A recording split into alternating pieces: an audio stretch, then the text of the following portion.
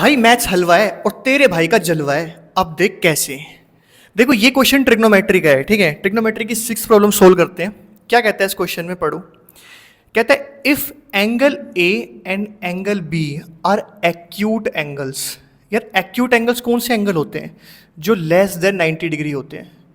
जो 90 डिग्री से क्या होते हैं? छोटे होते हैं। जो 90 डिग्री से छोटे होते हैं उनको बोलते हैं एक्यूट एंगल्स। कहता है such that cos A is equal to cos B then show that. Show करना है, ठीक है। चलो स्टार्ट करते हैं क्वेश्चन को। देखो सबसे पहले इसने एंगल्स की बात करी, इसने एंगल ए एंगल बी की बात करी, तो भाई आपको ट्रायंगल बनाना चाहिए, है ना। आपने बनाया एक ट्रायंगल। देखो इधर 90 डिग्री होता है, इधर कौन सा एंगल होता है? 90 डिग्री का। अब ये कह रहा है कि ए और बी एक्यूट एंगल है, मुझे ए बी सी रखने पड़ेंगे कहीं ना कहीं पे। मैं कहाँ रखूँ मुझे नहीं पता, तो इसने हिंट दिया क्वेश्चन में।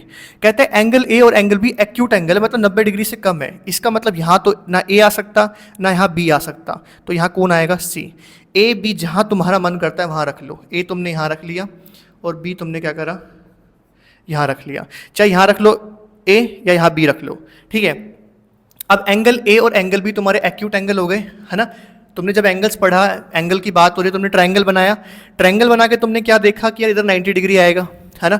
ए और बी एक्यूट एंगल है, 90 डिग्री से कम होने चाहिए, तो हमने ए और बी यहीं पे रख सकते हैं। आगे देखो क्या कहता है, सच दैट, इस तरीके से कि कोस ए। अब तुम यहाँ पे लिखो कोस ए। यार कोस क्या होता है? कोस याद करो, कोस की रेशियो होती है बी अपॉन में एच। कोस की रेशियो क्या होती है? बी अपॉन में एच। अब ए के सामने परपेंडिकुलर है, ए के सामने कौन है? Perpendicular B C. अगर ए के सामने परपेंडिकुलर बी सी है तो भैया हमें तो बेस चाहिए, तो बेस हमारा क्या होगा? ए सी हमारा बेस होगा, और एच हाइपोटेनस तो हमेशा क्या रहेगा? सबसे बड़ी साइड, यानी कि ए बी। आ रहा समझ में? तुमने क्या पढ़ा? तुमने सीधा क्वेश्चन पढ़ा, तुमने देखा कि कोस ए की बात हुई है तो तुमने कोस ए लिखा। कोस का मतलब रेशियो होती है बी अपॉन में एच, बेस अपॉन में हाइपोटेनस। अब कौन बेस होगा? हाइपोटेनस तो देखो पता लग रहा है कि ए बी हमारा हाइपोटेनस है, लेकिन बी क्या होगा, मतलब बेस क्या होगा? तो बेस पता करने के लिए तुम्हें कोस के सामने जो एंगल होता है उसकी तरफ जाना होता है। तो ए की तरफ तुम चले गए, ए के सामने होता है परपेंडिकुलर। हमें परपेंडिकुलर नहीं चाहिए, मतलब बी सी परपेंडिकुलर है, हमें वो नहीं चाहिए, हमें बेस चाहिए जो कि ए सी है। मैंने ए सी रख लिया, ठीक है। ये तुम्हारी फर्स्ट इक्वेशन हो गई। ओके अब देखो तुम्हें कहता है कोस बी। कोस बी क्या है? तो यार कोस का मतलब तो फिर से रेशियो होती है।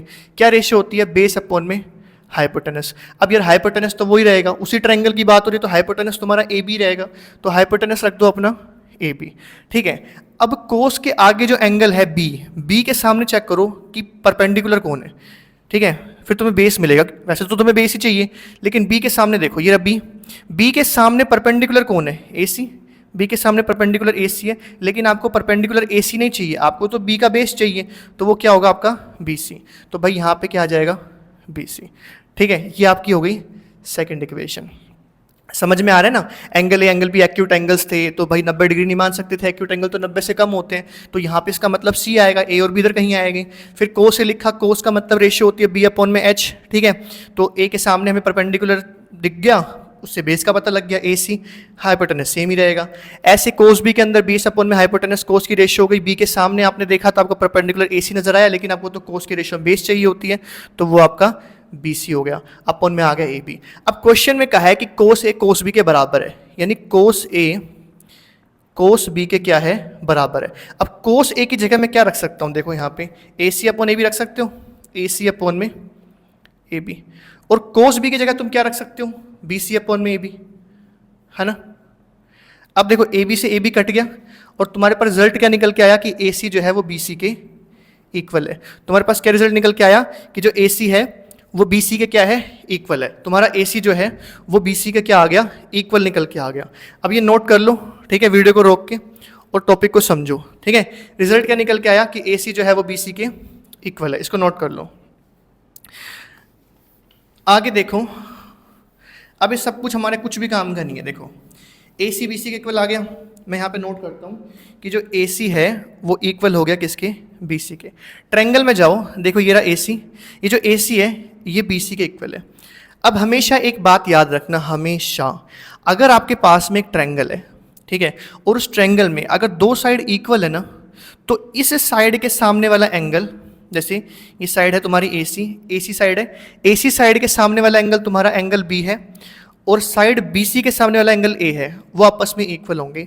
रीज़न क्या होगा? अगर AC BC के इक्वल है तो आप क्लियरली बोल सकते हो कि एंगल A जो है ना वो एंगल B के इक्वल होगा। क्यों? रीज़न मैं लिखवाता हूँ आपको कि एंगल्स रीज़न है angles opposite to equal sides. अपोजिट का मतलब है आमने सामने। Angles opposite to equal sides की एंगल्स जो एंगल्स होते हैं आमने सामने जो होते हैं इक्वल साइड्स के, और angles opposite to equal sides are also equal. ऐसे ही इसका उल्टा भी होता है कि अगर मान लो मैं आपसे बोलता कि ये दोनों एंगल मैं आपको इक्वल देके रखता, ठीक है, मैं आपसे बोलता कि यार ये दोनों एंगल इक्वल है, तो इसका मतलब पता है क्या होता कि जो साइड्स होती ना आमने सामने की, इस एंगल के सामने ये साइड और इस एंगल के सामने ये साइड, इस एंगल के सामने ये साइड और इस एंगल के सामने ये साइड, ये आपस में इक्वल होती। तो इस रीजन की वजह से ये इक्वल हो जाएगा कि angles opposite to equal sides are also equal. वैसे आइसोसेलेस ट्रायंगल में बात बनती है क्योंकि उसमें क्या होता है, आइसोसेलेस ट्रायंगल में हमारे पास में दो साइड इक्वल होती हैं। जैसे दो साइड इक्वल होती है, एक अनइक्वल होती है। तो जो दो साइड इक्वल होती है ना तो उसके आमने सामने का जैसे आइसोसेलेस ट्रायंगल हो गया आपका। कैसे ट्रायंगल हो गया आपका? आइए, आइसोसेलेस ट्रायंगल। अब एक आइसोसेलेस ट्रायंगल में जो दो साइड इक्वल होती है ना तो उनके आमने सामने का एंगल, जैसे AB के सामने का एंगल ये और AC साइड के सामने का एंगल ये भी आपस में इक्वल होंगे। और उसका उल्टा भी होता है, थ्योरम होती है, क्लास 9th में आती है। आई होप आपको क्वेश्चन समझ में आया होगा। हमें शो करना था angle A is equal to angle B, वो हमारा यहाँ से प्रूव हो गया। जैसे AC is equal to BC निकल के आएगा हम सीधा बोल देंगे कि एंगल A जो है वो एंगल B के इक्वल है। रीजन क्या है? Angles opposite to equal sides are also equal.